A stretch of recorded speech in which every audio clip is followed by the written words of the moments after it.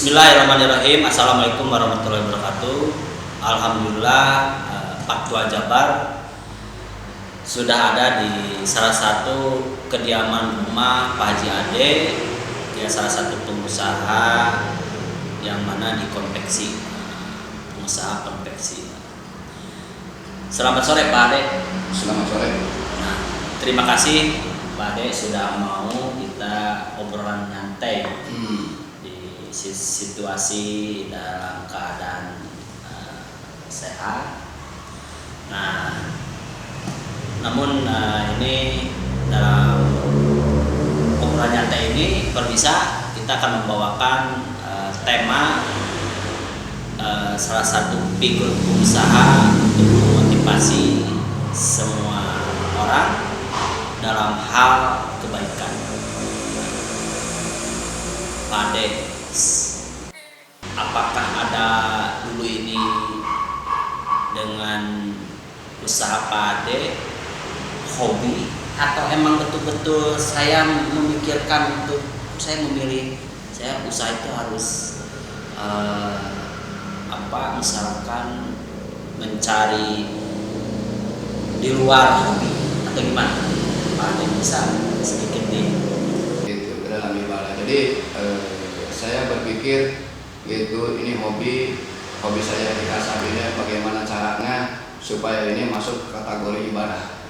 Nah, sempat dulu Pak Haji Ade ini kan mengalami proses di bawah, atau misalkan kata orang bilang pailit atau gulung tikar, bangkrut. Gimana nih, bisa sedikit dijelaskan? Memang kalau masalah waktu itu saya pailit itu memang pertama juga saya merasa aneh juga, gitu, merasa aneh karena anehnya maklum saya kan tidak punya ilmu apa-apa, gitu, pengalaman juga tidak ada, jadi kok saya bilang ini kok bisa bangkrut, saya bilang ini usaha saya ini, gitu, saya kok bisa bangkrut, gitu. Setelah itu alhamdulillah itu kurang lebih 7 tahun sampai 8 tahun saya jadi penganggur, itu dari penganggur nggak usaha apa-apa, cuman ya alhamdulillah saya belajar berintrospeksi, gitu, ini kelemahannya di mana, ya kan, gitu, kesalahannya di mana, gitu, ya alhamdulillah ada piling-piling, nggak tahu ini petunjuk atau apa, ya kan, saya nggak ngerti karena saya nggak paham masalah agama juga nggak paham, gitu, ya alhamdulillah, gitu. Yang jelas kebahagiaan saya itu pada waktu itu adalah kasih sayang yang jelas dari Allah, gitu, kasih sayang.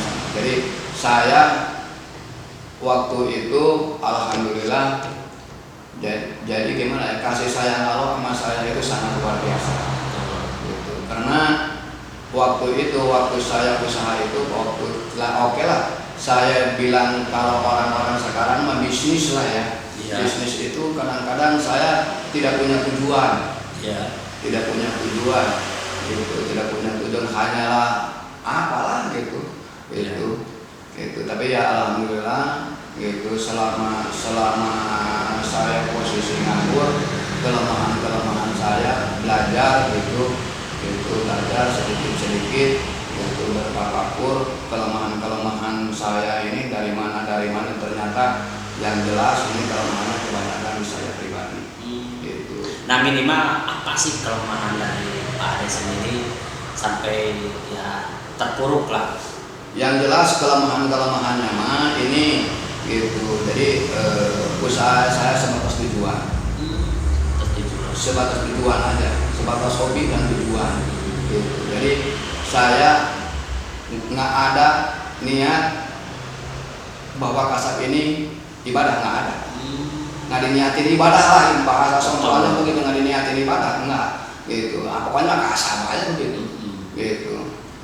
Jadi memang pada waktu itu semua juga pada heran karena dengan waktu yang sesingkat itu usaha saya lagi posisi di atas langsung terjun bebas kadang-kadang saya juga sulit menerima itu pada waktu itu.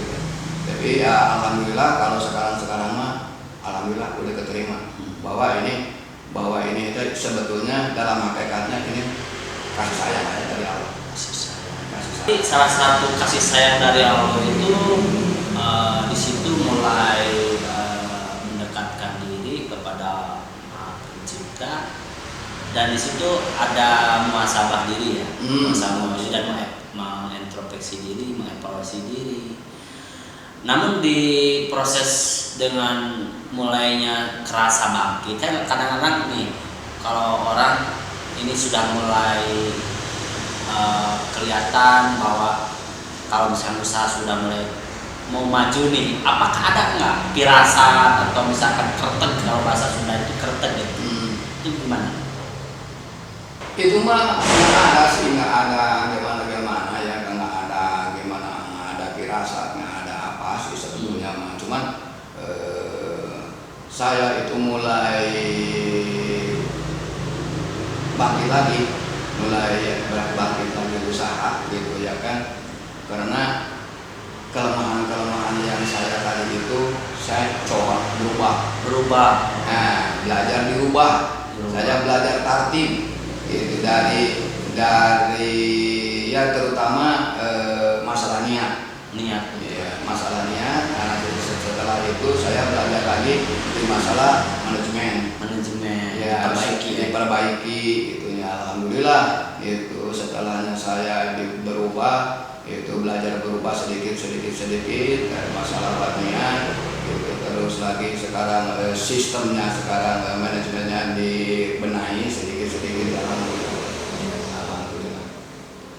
Bisa, wah cukup menarik nih tadi bahwa Pak Haji Ade ini sempat mengalami proses di bawah dengan tadi 8 tahun ya, kurang lebih 8 tahun ya. Namun mereka kuncinya dia juga merubah mindset atau merubah cara ya. Sehingga bagaimanapun juga ingin ada sebuah perubahan atau perbaikan, berarti dikembalikan lagi ke diri kita sendiri. Namun Pak Ade sempat nggak mengalami Pak Ade kalau orang punya hutang ya, hutang itu bisa mencapai, kalau masalah hutang itu saya terus terang aja mengalami hutang saya sampai miliar, bukan miliar lagi, puluh miliar. Waktu itu hutang saya sebanyak itu, alhamdulillah saya ada aset yang ada semua sama saya dijual, dilelang semuanya, sampai saya terjadilah ngontrak. Pernah ngontrak. Saya nilai kontrakkan saya itu dalam 1 tahun itu kurang lebih 400.000 dalam 1 tahun. Itu tahun berapa? Tahun 2005 kalau nggak salah, 2005 enggak. Saya ngontrak sampai 400.000, itu juga dibayarin sama orang, nilai uang 400.000 saya tidak punya. Alhamdulillah ada pertolongan syariatnya dari orang gitu yang ngasih uang sama saya untuk kontrakan 400.000 itu dari kontrakan, alhamdulillah gitu, alhamdulillah. Nah, setelah itu saya lagi ada di kontrakan, alhamdulillah ada juga pertolongan syariatnya dari orang juga gitu. Ada orang ngasih rumah sama saya, suruh didiamin, luar biasa. ya, suruh didiamin, katanya jangan di sini, tolong, katanya rumah saya diminta tempatin itu, alhamdulillah gitu. Saya kurang lebih 2 tahun sampai 3 tahun saya diam di rumah orang, alhamdulillah. 2 tahun ya, kurang lebih 2 sampai 3 tahun sampai 3 tahun gitu. Nah, dari proses itu Pak Haji Ade pasti melakukan sebuah pola pikir atau planning ke depan, tadi merubah pola, cara, teknik, terus manajemen ya. Selain itu kuncinya apa sih mencapai sebuah titik kesuksesan itu? Satu memang dari niat ya, Niat. gitu, niat. Bagaimana ini langkah kita, gitu. Misalkan taruhlah kita masalah kita sama anak, sama ibunya, gitu, sama keluarga terutama ya kan, gitu. Kadang-kadang saya sama anak itu terabaikan.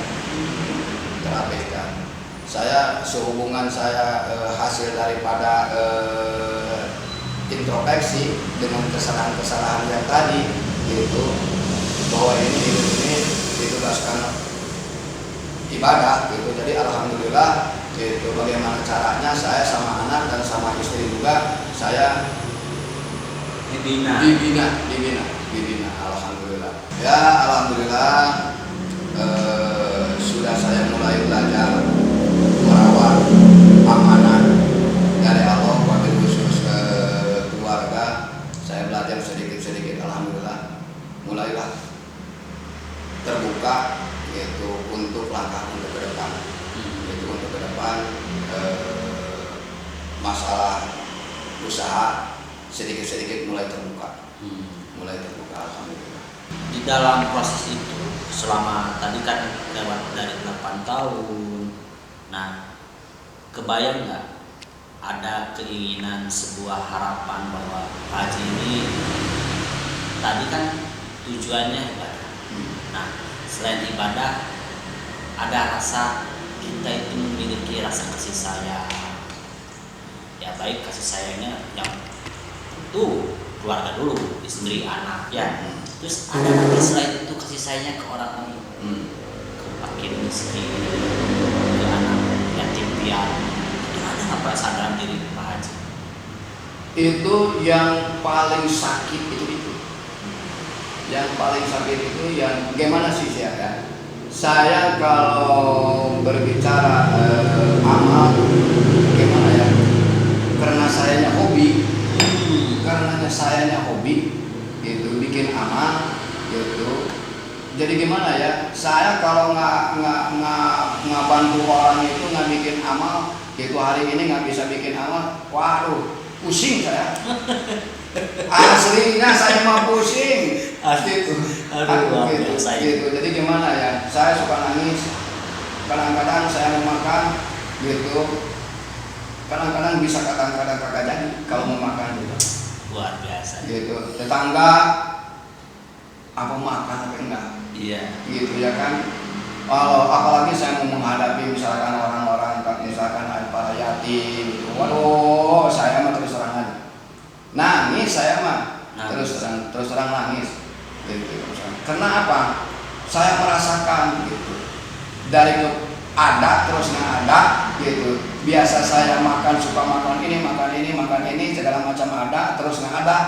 Waduh, sangat pelajaran sangat luar biasa, terpukulnya sangat luar biasa kalau lihat orang gitu ya kan yang fakir gitu, masya Allah. Gitu. Terus Pak Haji tadi dalam proses kan ada proses perubahan yang pendekatan sedikitnya udah berkembang, sudah beli tanah, berusaha dari proses awal sampai akhir itu ada keterlibatan dengan dunia perbankan? Nggak ada kata saya. Saya dari 2002 saya udah sama perbankan. Atau ada yang tetap dari sekarang menawarkan? Yang menawarkan banyak. Cuman sama saya untuk sementara ini dan saya udah nggak niatan saya pinjam untuk modal kerja dari perbankan. Berarti betul-betul dijaga kemurnian, dijaga dari sumber pedoman Al-Quran. Bahwa setidaknya Pak Haji itu kan orang yang bilang kan bahwa yang kait dengan perbankan itu ada riba, kan ada dan lain-lain.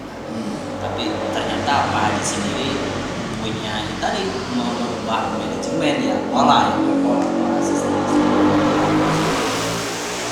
Namun Pak Haji, apakah dari sudah naik di posisi di atas, taruhannya kalau orang selebritis mah bilang naik daun. Nah kalau Pak Haji udah di atas nih, pernah nggak memori itu teringat masa dulu terpuruk gitu? Justru saya itu gimana ya, memori itu yang ke belakang itu gimana tidak ya? Bisa dihapus. Nggak bisa dihapus. Nggak bisa dihapus. Karena apa?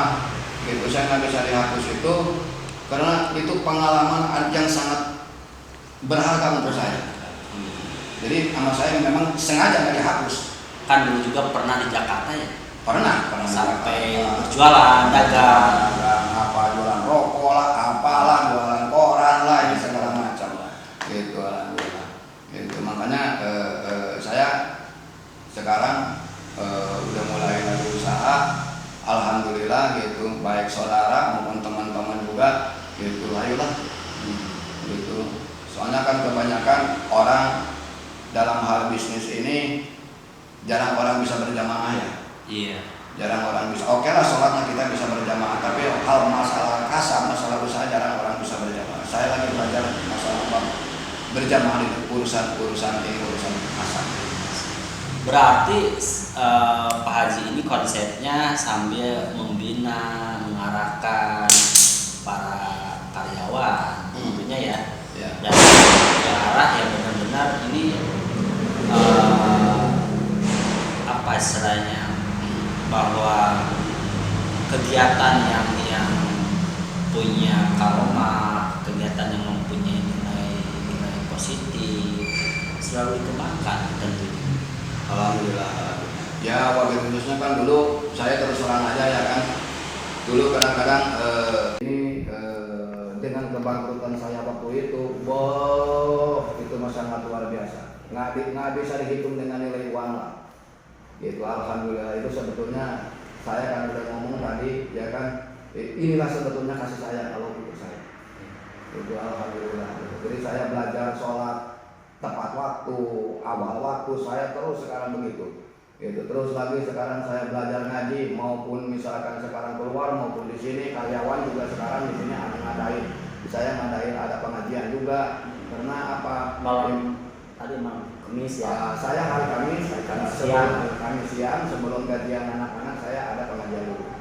Ada pengajian dulu, gitu. Terus malam Jumat juga saya langsung ke pesantren, gitu, langsung ke pesantren nanti juga. Gitu, alhamdulillah. Mulai kerja, kalau misalkan mulai kerja, alhamdulillah anak-anak serempak semua doa bersama.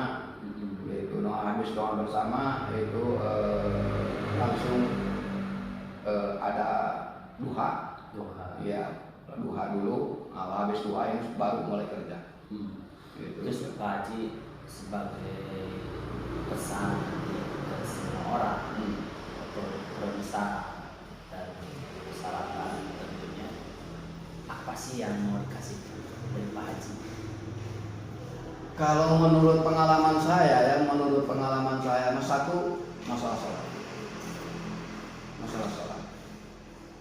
Sholat. Terus lagi yang udah saya rasakan ngaji. Itu. Jangan sampai gimana ya, urusan sholat itu Allahu Akbar. Soalnya bukan apa-apa, saya udah rasakan. Mengabaikan itu masya Allah. Terus saya belajar tepat waktu, belajar awal waktu, udah saya coba, masya Allah. Enaknya sangat luar biasa. Gitu, hati tenang, gitu, alhamdulillah. Ngegersang terus terang aja, ngegersang. Jangan-jangan taknya sholat ya kan, baru ngambil air wudhu aja udah seger, Yang udah saya rasakan udah seger. Gitu. Luar biasa. Dengan apa ya, keinginan dari hati nurani, terus dia juga lebih mewakafkan dirinya sebagai luar biasa. Mudah-mudahan terkabul. Amin. Dan inilah pemirsa, salah satu obrolan santai ini di penghujung akhir, bahwa pesan yang akan disampaikan hasil dari bincang-bincang, jangan lupa sembahyang. Terus bagaimana kedepannya untuk menggali kebaikan apapun di dunia ini, karena dikembalikan kepada niat, ya Pak. Niat tentunya yang benar-benar ini menjadikan satu nilai plus, bahwa perubahan untuk kesuksesan ini ada di dalam diri kita sendiri. Tentunya kita diawali dengan niat ya, Dengan alhamdulillah, dengan niat yang masya Allah. Itu aja bisa penutup sebagai obrolan santai ini. Semoga bermanfaat. Di lain waktu kita berjumpa kembali bersama Faktual Jabar. Nanti kita akan menggali inspiratif seorang pengusaha. Terima kasih. Wassalamualaikum warahmatullahi wabarakatuh. Waalaikumsalam.